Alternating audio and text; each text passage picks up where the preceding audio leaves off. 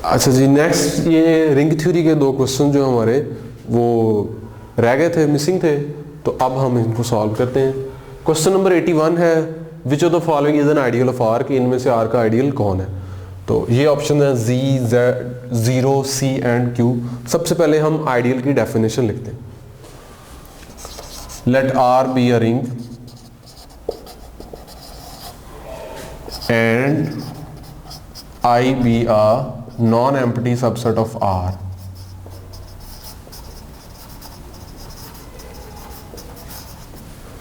अच्छा, R कोई ring हो और I जो है वो उसका नॉन एम्प्टी सबसेट हो, जिसको आपने आइडियल के लिए चेक करना है।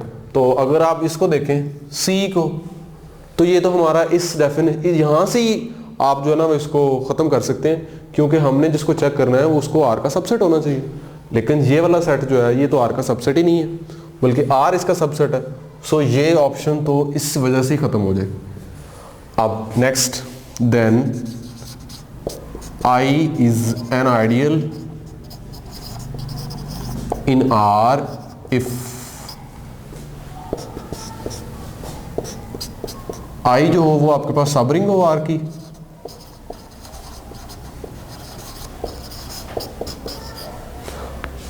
दो प्रॉपर्टीज हैं बेसिकली, I जो है वो R की सब रिंग हो, और नेक्स्ट क्या है, ए आर जो है वो बिलोंग करे I को whenever A belongs to I and R belongs to R। कि आप एक आइडियल का एलिमेंट लें और एक रिंग का एलिमेंट लें, उन दोनों को अगर आप मल्टीप्लाई करवाएं तो जवाब किस में आना चाहिए, आइडियल में, I में आना चाहिए, तब हम I को कहेंगे आइडियल। तो अब नेक्स्ट ये देखें, आप Z को देखें, Z में से आप एक एलिमेंट ले लें 1, R में से आप कोई एलिमेंट ले लें स्क्वायर रूट 2। अगर आप इन दोनों को मल्टीप्लाई करवाते हैं तो 1 इंटू स्क्वायर रूट 2 जो आपके पास स्क्वायर रूट 2 बन जाएगा, और ये Z को बिलोंग नहीं करता। सो Z जो है वो आइडियल R का नहीं बनेगा। इसी तरह सेम यही काउंटर एग्जांपल आप Q के लिए भी दे सकते हैं। Q में से 1 ले लें और R में से आप रिंग में से स्क्वायर रूट 2 ले लें। इन दोनों को अगर आप मल्टीप्लाई करवाते हैं तो स्क्वायर रूट 2 बनेगा, और ये Q को भी बिलोंग नहीं करता। सो ये भी आप आइडियल नहीं है।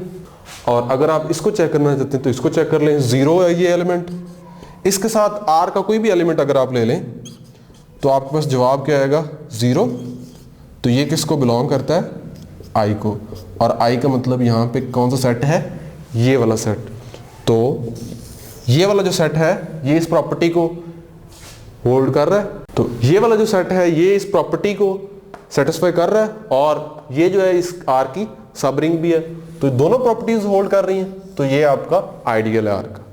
अच्छा जी, नेक्स्ट क्वेश्चन नंबर 86 है, the number of proper ideals of Z17। इसके प्रॉपर आइडियल्स की तादाद बतानी है। तो आपको पता है कि Z17 जो है वो रिंग होने के साथ साथ फील्ड भी है, बिकॉज हमारे पास एक थ्योरम है कि ZP जो है वो फील्ड होता है, P आपका प्राइम नंबर। तो ये 17 क्योंकि प्राइम है तो Z17 एक फील्ड है। तो थ्योरम है, a field has no proper ideals, कि अगर आपके पास कोई एक फील्ड है तो उसमें कोई प्रॉपर आइडियल्स नहीं होते। तो यानी जो Z17 के प्रॉपर आइडियल्स हैं उनकी तादाद क्या होगी, 0, बिकॉज कोई भी आपके पास प्रॉपर आइडियल नहीं है। सो ये आपका करेक्ट ऑप्शन है। अच्छा, नेक्स्ट जो है हम 2015 का पेपर स्टार्ट करने लगे हैं, वेक्टर स्पेसेस पोर्शन। तो क्वेश्चन नंबर 89 है, x is equal to 6 in R cube represents a। ये आपके पास इक्वेशन है, x is equal to 6।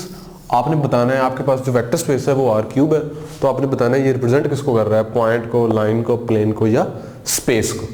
अच्छा, अगर आप इक्वेशन ये वाली इक्वेशन देखें, ax plus b y plus c z is equal to d, ये होती है इक्वेशन ऑफ प्लेन। तो अगर आप इसको इसके साथ कंपेयर करें तो आपके पास a आ जाएगा 1, b c 0 आ जाएंगे और d क्या आ जाएगा 6। तो फिर क्या हो गया, तो x इक्वल टू 6 क्या बन गई, इक्वेशन ऑफ प्लेन। तो ये आपके पास करेक्ट ऑप्शन है। अच्छा, अगर आप इसको देखते हैं स्पेस क्यों नहीं हो सकती है, स्पेस का मतलब है कि पूरी R क्यूब, तो R क्यूब में और भी बहुत सारे एलिमेंट्स हैं, जो इसको सेटिस्फाई नहीं करते, तो पूरी स्पेस तो हो नहीं सकती। अच्छा, अगर आप बात करते हैं लाइन की, x इक्वल टू 6 जो है लाइन, आर क्यूब में लाइन ऐसी होती है x minus x1 over a1 is equal to y minus y1 over a2 is equal to z minus z1 over a3। लेकिन अगर आप इसको इससे कंपेयर करोगे तो ये जो इक्वेशन है ये इस जैसी बिल्कुल भी नहीं है, तो ये लाइन की इक्वेशन भी नहीं है। और पॉइंट की, अगर आप पॉइंट को देखते हैं तो बहुत हमारे पास, अगर हम x को 6 ले लें और y z अपनी मर्जी के कुछ भी ले लें, यानी अगर आप x को 6 ले लेते हैं, y को 0 ले लिया, z को 1 ले लिया, तो ये सारे पॉइंट्स जो हैं ये इसको सेटिस्फाई करते हैं। लेकिन ये तो एक से ज़्यादा पॉइंट्स हैं, तो इसका मतलब ये वाली जो है ये एक पॉइंट नहीं हो सकता। नेक्स्ट क्वेश्चन नंबर 90 है, kernel of t, R cube से आर क्यूब आपके पास एक लीनियर ट्रांसफॉर्मेशन है, उसका कर्नल आपने बताना है। t डिफाइन है t of x y z is equal to x y 0, यानी z आपका 0 पे मैप कर रहा है और x x पे, y y पे, तो आपने इसका कर्नल निकालना है। अगर हम बात करें इसकी x y z belongs to kernel t, इसका क्या मतलब है कि ये वाला एलिमेंट कर्नल t में कब होगा, अगर t of x y z जो है वो 0 पे मैप करे, तो r क्यूब का 0 ये होगा। अब इसके ऊपर डेफिनेशन लगाएं t की, तो क्या आ जाएगा आपके पास x y 0, तो अगर आप यहाँ से सॉल्व करें तो x आपके पास 0 आ जाएगा और y भी क्या आ गया 0, तो x भी 0 है, y भी 0, और z जो है वो आर्बिट्रेरी है, उसकी कोई भी वैल्यू हो सकती है। तो x 0 y 0 ये किस लाइन पे हो सकता है, x और y दोनों 0 जो है ये z एक्सिस पे होते हैं, तो आपके पास ये दो x 0 y 0 ये z एक्सिस के ऊपर लाई करता है, z की कोई भी वैल्यू हो सकती है। तो ये आपके पास एक लाइन बन गई, और वो लाइन कौन सी है, तो आपके पास एक लाइन बन गई z is equal to t, यानी आपके पास z की कोई भी वैल्यू हो सकती है। तो ये एक लाइन की इक्वेशन है, तो ये एक लाइन है आपके पास। अब जब ये लाइन है, इसमें पॉइंट से ज्यादा चीजें जाहिर है, तो ये पॉइंट नहीं है। और अगर आप इसकी बात करें स्पेस की, तो ये स्पेस नहीं बन सकती, क्योंकि स्पेस के आर क्यूब के बहुत सारे ऐसे एलिमेंट्स हैं जो कर्नल ऑफ टी को बिलोंग नहीं करते। जैसा कि अगर हम ये देख लें 1 1 0, ये स्पेस में है, आर क्यूब का एलिमेंट है, लेकिन ये कर्नल ऑफ टी को बिलोंग नहीं करता, तो जो कर्नल है वो स्पेस के इक्वल नहीं आएगा, और ये प्लेन भी नहीं बनेगा, क्योंकि ये लाइन है तो जाहिर ये प्लेन नहीं बनेगा। तो हमारा करेक्ट ऑप्शन क्या है, B line. Next question number 91 है, dimensions of homomorphism of R cube and R 4। आपके पास ये वेक्टर स्पेस आर क्यूब है, आर 4 है, और ये जो होमो है इसका मतलब है आर क्यूब से आर 4 तक जितने आपके पास लीनियर ट्रांसफॉर्मेशंस हैं, वो जो सेट है वो भी एक वेक्टर स्पेस बनाता है, तो आपने उसके डायमेंशंस बताने। तो हमारे पास इसके लिए थ्योरम है, और हम पिछले जो 2011 वाला पेपर है उसमें ये क्वेश्चन सॉल्व भी कर चुके हैं, थ्योरम जो है था। तो थ्योरम हम यहाँ पे कोड कर देते हैं, let x and y be vector spaces over a field f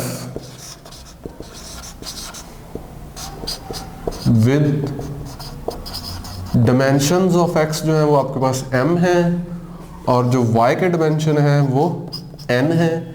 then जो डायमेंशंस हैं होमो ऑफ x एंड y, यानी x से y तक जितनी लीनियर ट्रांसफॉर्मेशंस हैं वो एक वेक्टर स्पेस बनती है। तो उसके डायमेंशंस क्या होते हैं, x के डायमेंशन और y के डायमेंशंस का प्रोडक्ट। ये पिछले 2011 वाले पेपर में हमने सॉल्व भी किया। तो अगर आप इस थ्योरम को यहाँ अप्लाई करें तो आर क्यूब के डायमेंशन 3 होते हैं और आर 4 के डायमेंशन 4 होते हैं। तो आपने क्या करना है, इन दोनों का प्रोडक्ट लेना है, तो क्या आ जाएगा 12। तो ये आपका correct option. Next question number 92 है, dimensions of homo of m 2/4 और p 2/2। तो ये कौन सा आपके पास वेक्टर स्पेस है, ये है मैट्रिसेस हैं 2/4 ऑर्डर के, और ये है आपके पास पोलिनोमियल्स हैं डिग्री लेस देन और इक्वल टू 2 के। तो इसके सबसे पहले हम देखते हैं इसके डायमेंशंस क्या है। आपने अगर आपके पास मैट्रिसेस वाली जो वेक्टर स्पेस होती है उसके डायमेंशंस क्या होते हैं, m/n, एक्चुअली वही उसके डायमेंशंस हैं। 2 को 4 से मल्टीप्लाई कर दें तो ये आपके पास 8 आ जाएंगे इसके डायमेंशंस। आप वेक्टर स्पेस ऑफ पोलिनोमियल्स है of degree less than equal to 2, और पिछले पेपर में हमने ये सवाल सॉल्व भी किया कि अगर आपके पास वेक्टर स्पेस है ऑल पोलिनोमियल्स की of degree less than equal to n, तो जो उसके आपके पास डायमेंशन है वो n+1 होते हैं। तो यहाँ पे 2 है तो बेस इसके डायमेंशन हो जाएंगे 3, और होमो है तो फिर हमें ये वाला थ्योरम दोबारा यूज करना पड़ेगा। आप इन दोनों का प्रोडक्ट ले लें, 8 और 3 आपके पास क्या आ जाएगा 24, तो ये आपका करेक्ट ऑप्शन है।